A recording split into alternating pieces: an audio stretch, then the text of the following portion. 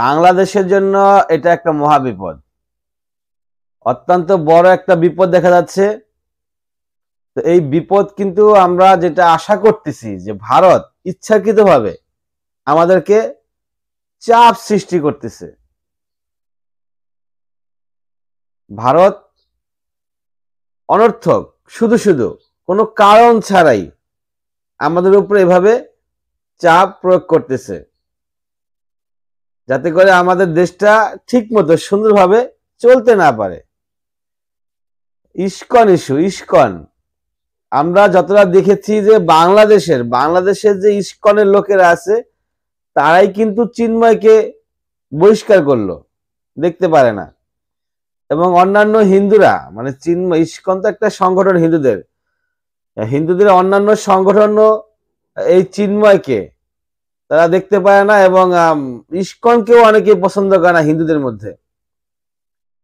অথচ ভারত এই চিন্ময়কে নিয়ে উঠে পড়ে লাগছে, চিন্ময়কে মুক্তি দিতেই হবে।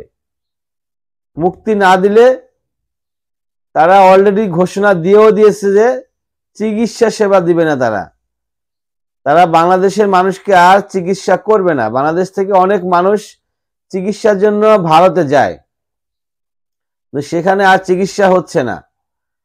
বা ভারতে অনেকগুলো হসপিটাল থেকে এই ধরনের ঘোষণা চলে আসছে। আর এটা উৎপত্তি হচ্ছে কোথায়? JN hospital. বাংলাদেশিদের চিকিৎসা সেবা দিবে না কলকাতার জেএন রায় হাসপাতাল। জেএন রায় হাসপাতাল যখন এই ধরনের ঘোষণা দেয়, তারপর থেকে আরো অধিকাংশ অনেক হাসপাতালে এই ধরনের ঘোষণা চলে আসে। এখন আমরা জানি বাংলাদেশ থেকে ম্যাক্সিমাম মানুষ কলকাতা যায় হচ্ছে চেন্নাইতে যায় চিকিৎসার জন্য। চিকিৎসা এখন আপনারা বলতে পারেন যে ভারতেই কেন যেতে হবে? ভারতে যায় কারণ হচ্ছে এখানে খরচটা একটু কম। আপনারা সিঙ্গাপুর, মালয়েশিয়া বা আমেরিকা বা উন্নত অন্য অনেক আরো বড় বড় কান্ট্রি আছে, ভালো ভালো কান্ট্রি আছে, সেখানে চিকিৎসা ব্যবস্থা ভারতের চাইতেও উন্নত আছে। বাট সেখানে তো যাইতে হইলে পয়সা পাতি একটু বেশিই লাগে, তাই না? তো আমরা গরিব দেশ, গরিব মানুষ, তা আমাদের চিকিৎসা ব্যবস্থার জন্য আমরা সাধারণত ভারতেই ভিড় করি। ভারতের চেন্নাইতেই বাংলাদেশের মানুষ বেশিরভাগ চিকিৎসা নিয়ে থাকে, খুব কাছে আছে, যাতায়াত ব্যবস্থাও কম, খরচাদি কম আছে, সেজন্য এখানে আমাদের চিকিৎসাটা বেশি হয়।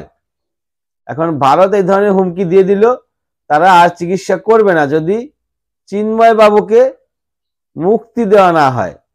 বাংলাদেশ থেকে যাওয়া রোগীদের চিকিৎসা সেবা না দেওয়ার ঘোষণা দিয়েছেন ভারতের পশ্চিমবঙ্গের উত্তর কলকাতার মানিকতলা এলাকার জেএন রায় হাসপাতাল।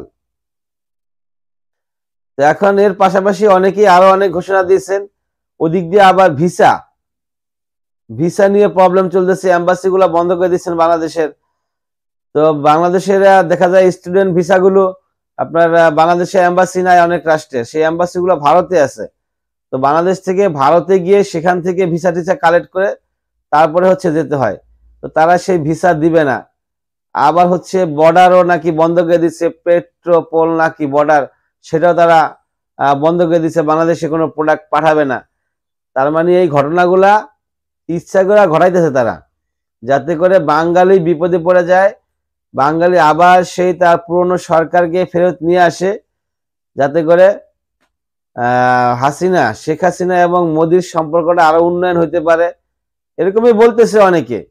আদারওয়াইজ একটা রাষ্ট্রীয় একজন ব্যক্তিকে অ্যারেস্ট করা হয়, সে তো এখানে কোনো ধর্মীয় ভাবে তাকে অ্যারেস্ট করা হয় নাই, সে রাষ্ট্রদ্রোহী অপরাধ করেছে, সেজন্য তাকে অ্যারেস্ট করা হয়েছে।